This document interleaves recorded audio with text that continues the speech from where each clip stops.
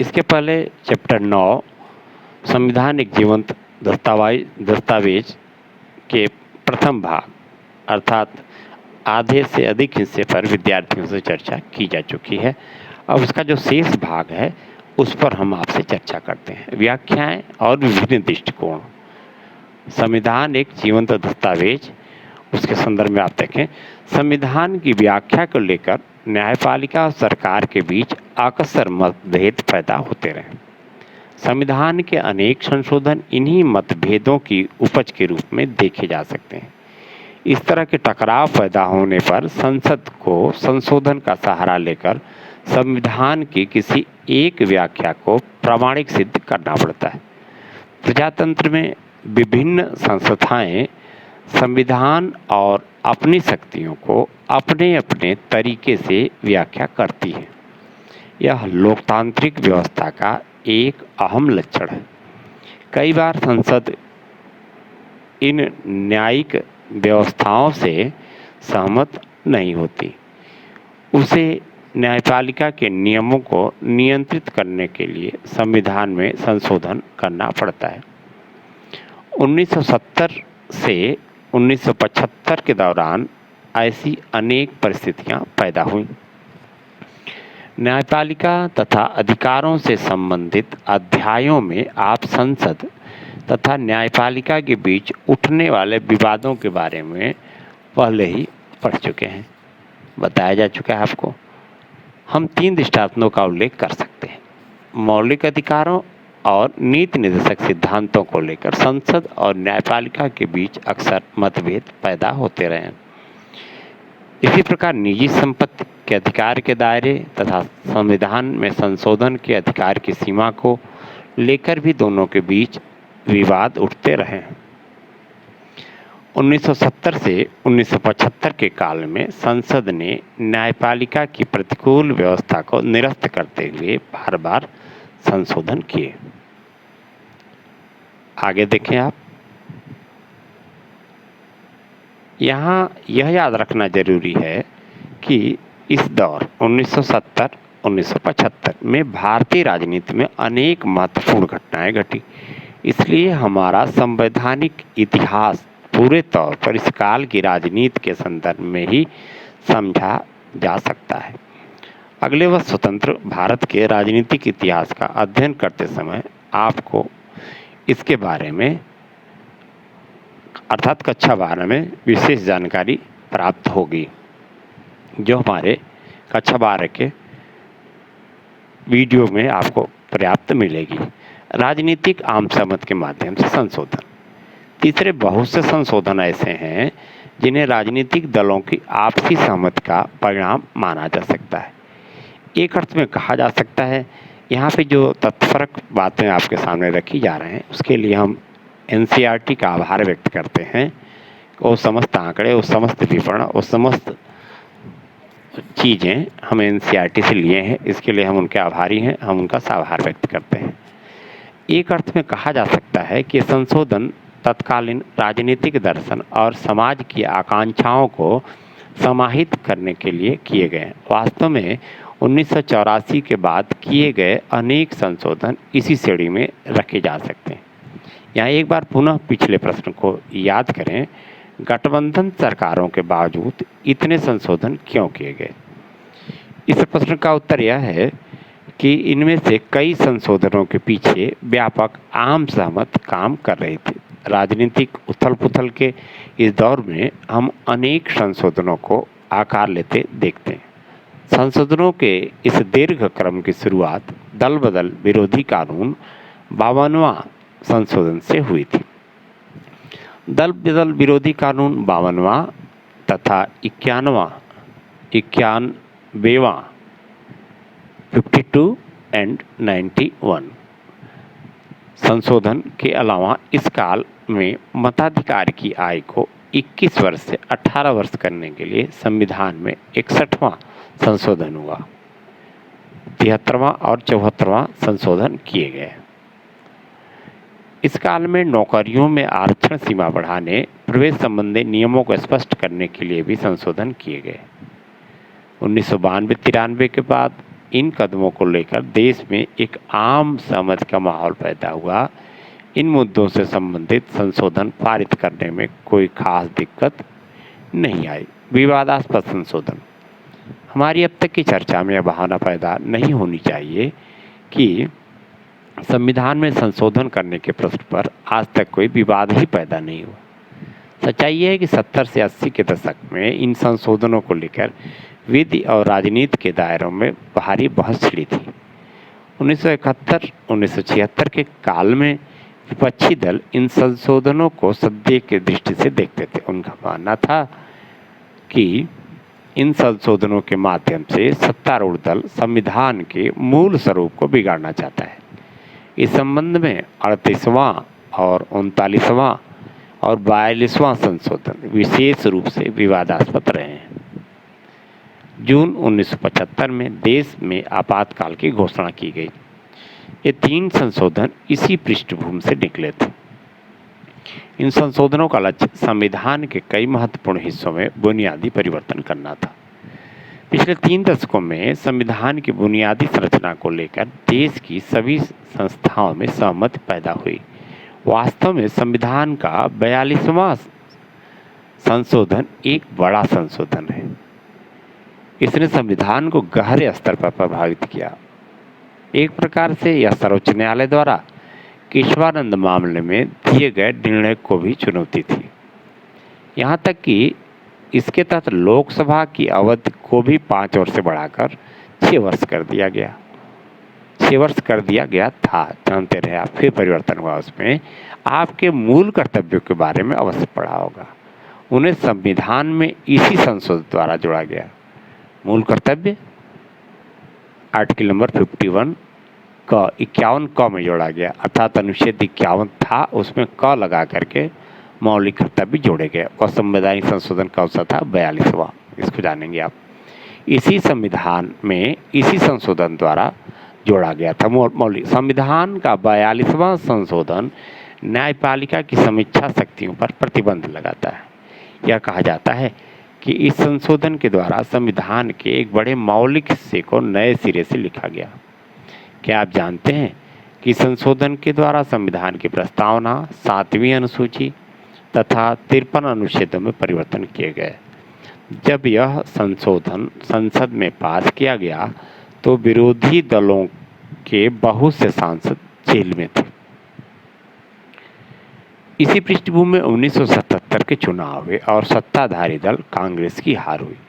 नई सरकार ने इन विरोधाभासी संशोधनों पर पुनः विचार करना आवश्यक समझा।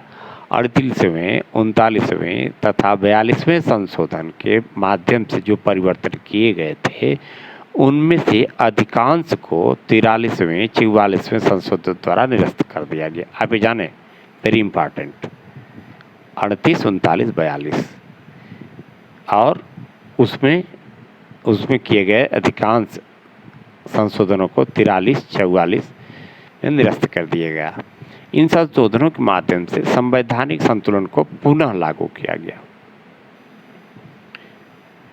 शिक्षा के अधिकार आरटीई और वस्तु एवं सेवा कर जीएसटी संबंधी संशोधनों को देखना है। आप इनके महत्वों के बारे में क्या जानते हैं? आप देखें, संविधान की मूल संरचना तथा उसका विकास। भारतीय संविधान के विकास को जिस बात से बहुत दूर तक प्रभावित किया है, जिस बात ने, वह है संविधान की मूल संरचना का सिद्धांत। आप यह बात पहले से ही जानते हैं कि इस सिद्धांत को न्यायपालिका ने केशवानंद भारती के प्रसिद्ध मामले में प्रतिपादित किया था। यह निर्णय संविधान के विकास में सहयोग दिया। बिंदु देखें आप, इस निर्णय के द्वारा संसद को संविधान में संशोधन करने की शक्तियों की सीमाएं निर्धारित की गई। यह संविधान के किसी या सभी भागों के संपूर्ण संशोधन निर्धारित सीमाओं के अंदर की अनुमति देता है। संविधान की मूल संरचना या उसके बुनियादी तत्वों का उल्लंघन करने वाले किसी संशोधन के बारे में न्यायपालिका का फैसला अंतिम होगा। केशवानंद भारती मामले में यह बात स्पष्ट हो गई। सर्वोच्च न्यायालय ने केशवानंद के मामले में 1973 में निर्णय दिया था। बाद के 4 दशकों में संविधान की सभी व्याख्याएं इसको ध्यान में रखकर की गई। संरचना का सिद्धांत स्वयं में ही एक जीवंत संविधान का उदाहरण है। संविधान में इस अवधारणा का कोई उल्लेख नहीं मिलता। यह एक ऐसा विचार है जो न्यायिक व्याख्याओं से जन्मा है। विगत 3 दशकों के दौरान बुनियादी संरचना के सिद्धांत को व्यापक स्वीकृति मिली है। इस तरह देखा जाए तो न्यायपालिका और उसकी व्याख्याओं के चलते भी संविधान में संशोधन हुए हैं। सभी जीवंत संविधान बहस, तर्क वितर्क, प्रतिस्पर्धा और व्यावहारिक राजनीति की प्रक्रिया से गुजरकर ही विकसित होते हैं।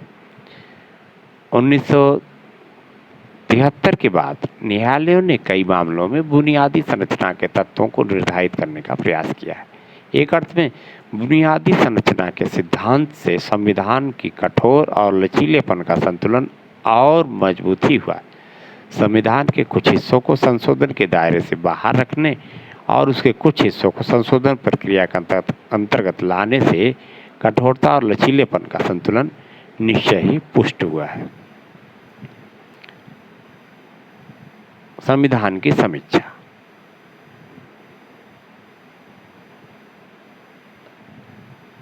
नवें दशक के अंतिम वर्षों में समूचे संविधान की समीक्षा करने का विचार सामने आया। सन 2000 में भारत सरकार ने उच्चतम न्यायालय के सेवानिवृत्त मुख्य न्यायाधीश श्री वेंकट चलैया की अध्यक्षता में आयोग नियुक्त किया, जिसका उद्देश्य संविधान के कामकाज की समीक्षा करना था।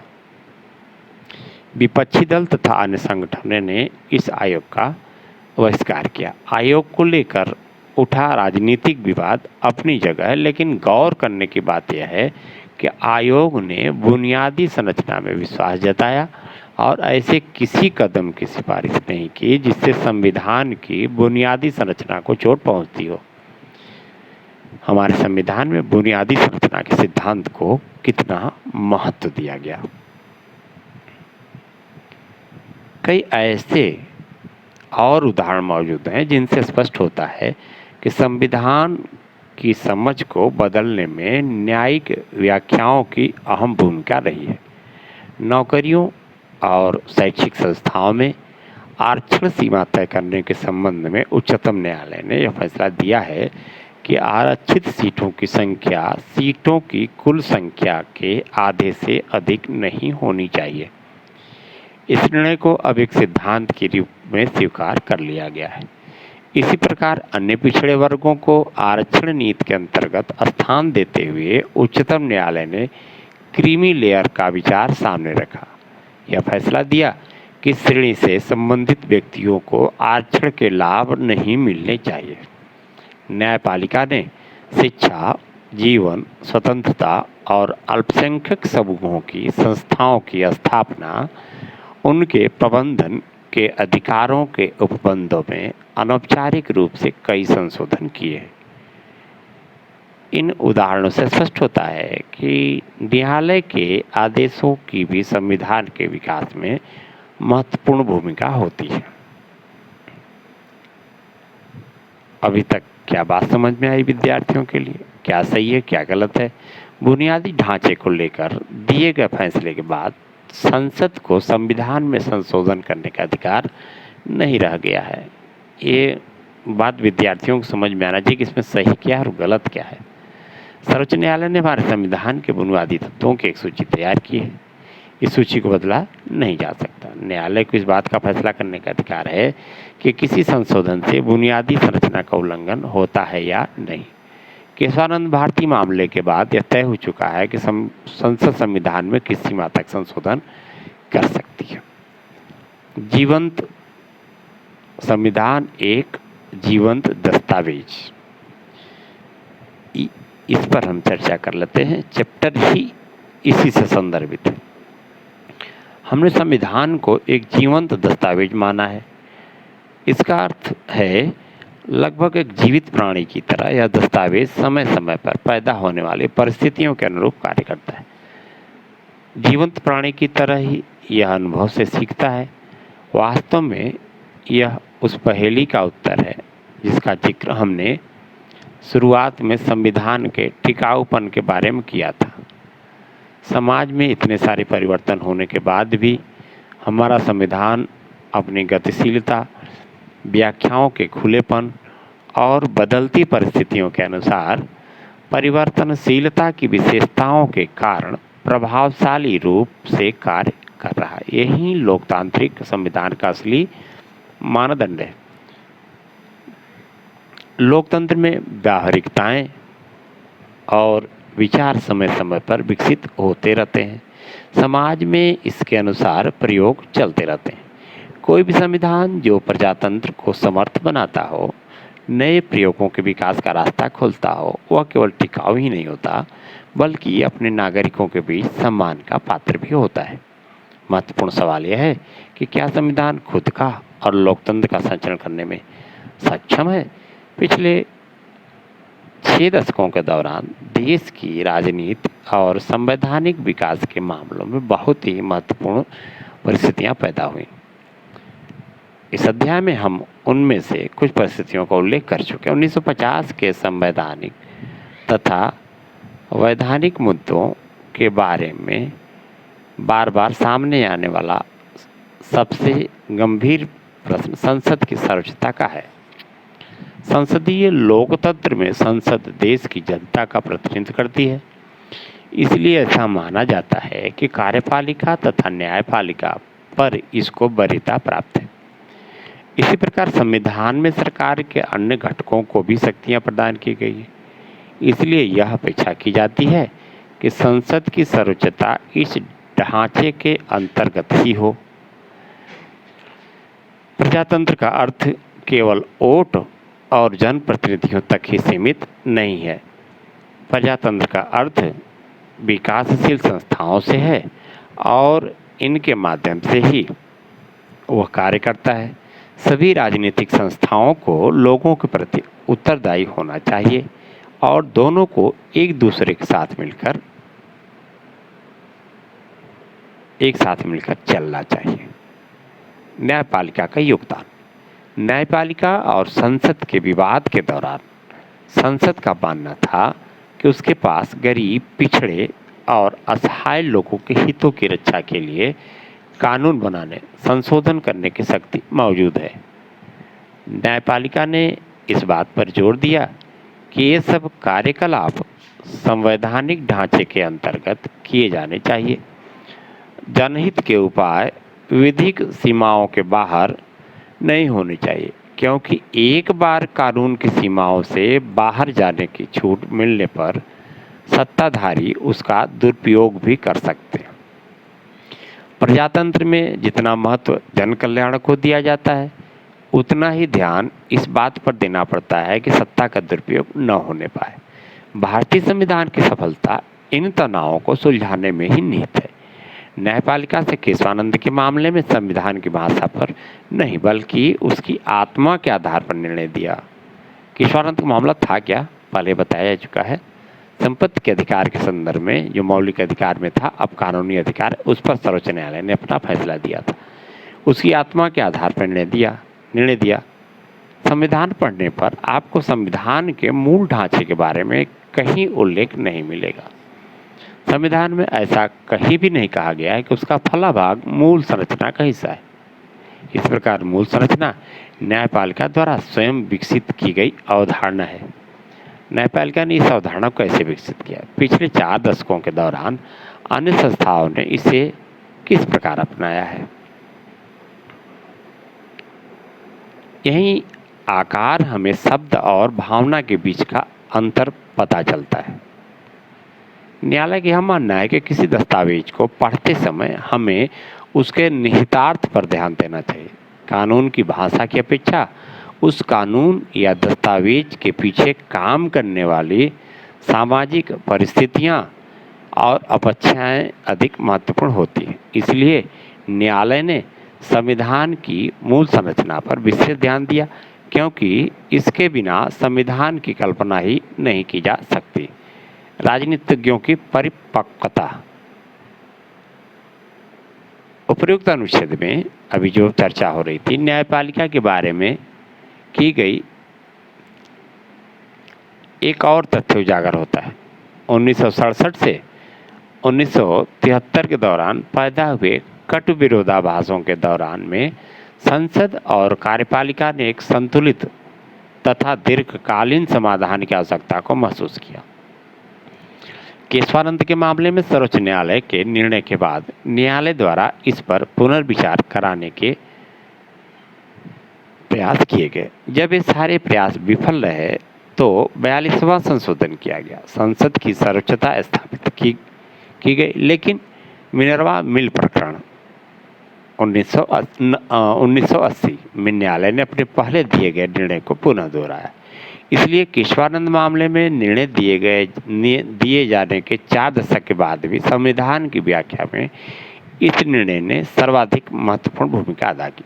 राजनीतिक दलों, राजनेताओं, सरकार, संसद ने भी मूल संरचना के संवेदनशील विचार को स्वीकृति प्रदान की। यद्यपि संविधान की समीक्षा की बात चलती रही, लेकिन यह प्रक्रिया संविधान की मूल संरचना के सिद्धांत द्वारा निर्धारित सीमाओं के परे नहीं जा सकती। संविधान का निर्माण करते समय भारत के नेताओं और जनता के सामने एक साझे भविष्य की तस्वीर थी। नेहरू ने स्वतंत्रता के अवसर पर दिए गए एक प्रसिद्ध भाषण में इस सामूहिक स्वप्न को भाग्य के साथ करार बताया था। संविधान सभा के सदस्य भी इस आदर्श अथवा व्यक्ति की गरिमा और आज़ादी, सामाजिक आर्थिक समानता, जनता की खुशहाली और राष्ट्रीय एकता में विश्वास करते थे। यह आदर्श आज भी धूमिल नहीं पड़ा है। यही कारण है कि आधी सदी गुजर जाने के बाद भी लोग संविधान का सम्मान करते हैं, उसे महत्व देते हैं। जनता की चेतना को निर्देशित करने वाले ये बुनियादी मूल्य आज भी उतने ही कारगर हैं। लक्ष्मी नारायण साहू संविधान सभा के वाद विवाद में उन्होंने जो बातें कही थी वो हम आपके सामने रखते हैं। संविधान सभा में भी कई सदस्य ऐसे थे जो इस संविधान को भारतीय परिस्थितियों के अनुकूल नहीं मानते थे। यह संविधान जिन आदर्शों पर आधारित है उनका भारत की आत्मा से कोई संबंध नहीं है। यह संविधान यहाँ की परिस्थितियों में कार्य नहीं कर पाएगा और लागू होने के कुछ समय बाद ही ठप हो जाएगा। ऐसा विचार लक्ष्मी नारायण साहू ने अपना व्यक्त किया था। अब आप देखें बुनियादी संरचना में कौन कौन से तत्व नहीं थे, इस बात को लेकर अभी तक अनिर्णय की स्थिति बनी हुई है। इन बहसों के चलते रहने में कोई बुराई नहीं है। हमें यह बात हमेशा याद रखनी चाहिए कि बहस और मतभेद लोकतांत्रिक राजनीति के अनिवार्य अंग होते हैं। साथ ही हमारे राजनीतिक दलों और नेतृत्व ने भी इन बहसों के मामले में परिपक्वता का परिचय दिया है। उन्होंने इस बात का विशेष ध्यान रखा है कि राजनीतिक प्रश्नों से जुड़ी बहस और तर्क वितर्क मर्यादा के बाहर न जाएं। समझौतों और आदान प्रदान के बिना राजनीति नहीं चलती। अतिवादी रुख अपनाना सैद्धांतिक दृष्टि ठीक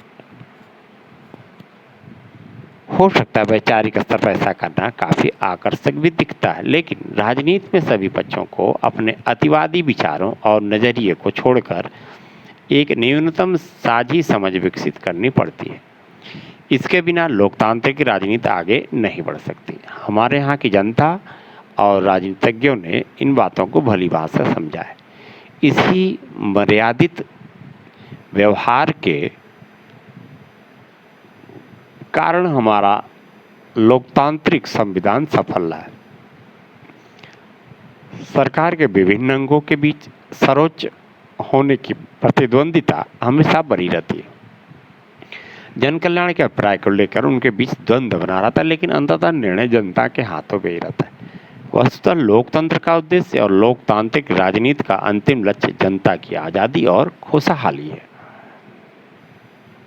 अब प्रश्नावली प्रमुख है, आप देख लें। एक चीज़ हम अपनी तरफ से आपके बीच में रखते हैं, जो यहाँ पर बुनियादी बात की जा रही है। विद्यार्थी भी इस बात को बुनियादी संरचना ये निश्चित है कि इसके अभी निर्णय की स्थिति नहीं है, परंतु भारतीय संविधान की जो मूल प्रस्तावना है, फिर से दोहराते हैं, भारतीय संविधान की जो मूल प्रस्तावना है उनमें बुनियादी तत्वों के बारे में बहुत कुछ स्पष्ट तौर पर कहा गया है, संकेत किया गया है। हम उनमें से उन चीज़ों को बुनियादी तत्वों के रूप में भी या उससे और भी अन्य तथ्यों को हम स्वीकार कर सकते हैं। यह देखिए आप, संविधान में समय समय पर संशोधन करना आवश्यक होता है। ये तो विद्यार्थियों के लिए प्रश्न है, इसको आप विद्यार्थी समझें कौन सा वाक्य सही है, कौन सा वाक्य इसमें से दिया गया है। संविधान में समय समय पर संशोधन करना आवश्यक होता है, क्योंकि परिस्थितियां बदलने पर संविधान में उचित संशोधन करना आवश्यक हो जाता है। किसी समय विशेष में लिखा गया दस्तावेज कुछ समय पश्चात अप्रासंगिक हो जाता है। हर पीढ़ी के पास अपनी पसंद का संविधान चुनने का विकल्प होना चाहिए। संविधान में मौजूदा सरकार का राजनीतिक दर्शन प्रतिबिंबित होना चाहिए। इसमें कौन सा वाक्य सही है? सही गलत पर निशान लगाना है।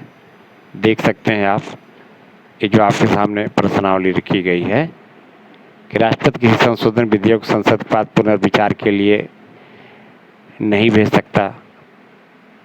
संविधान में संशोधन करने का अधिकार केवल जनता द्वारा चुने गए प्रतिनिधियों के पास ही होता है। न्यायपालिका संवैधानिक संशोधन का प्रस्ताव नहीं ला सकते, परंतु उसे संविधान की व्याख्या करने का अधिकार है। व्याख्या के द्वारा इस संविधान को काफ़ी हद तक बदल सकती है। संसद संविधान के किसी भी खंड में संशोधन कर सकती है। ये देखें आप, संविधान की संशोधन प्रक्रिया में भूमिका निभाते हैं कौन? मतदाता, भारत का राष्ट्रपति, राज्य की विधानसभाएं, संसद, राज्यपाल, न्यायपालिका। 42वें संवैधानिक संशोधन अब तक का सबसे विवादास्पद संशोधन रहा है।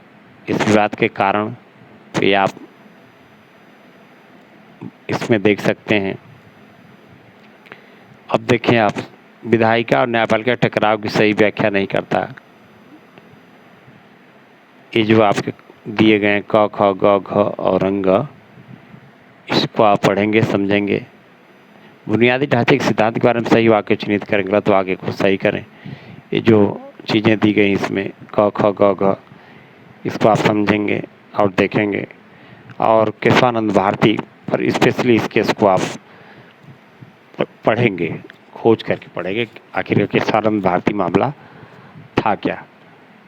अभी 11th 12th और इसके बाद आप स्नातक, जब विधि स्नातक की पढ़ाई करेंगे तो उसमें केशवानंद भारती का मामला प्रमुख रूप से आपको पढ़ने के लिए मिलेगा।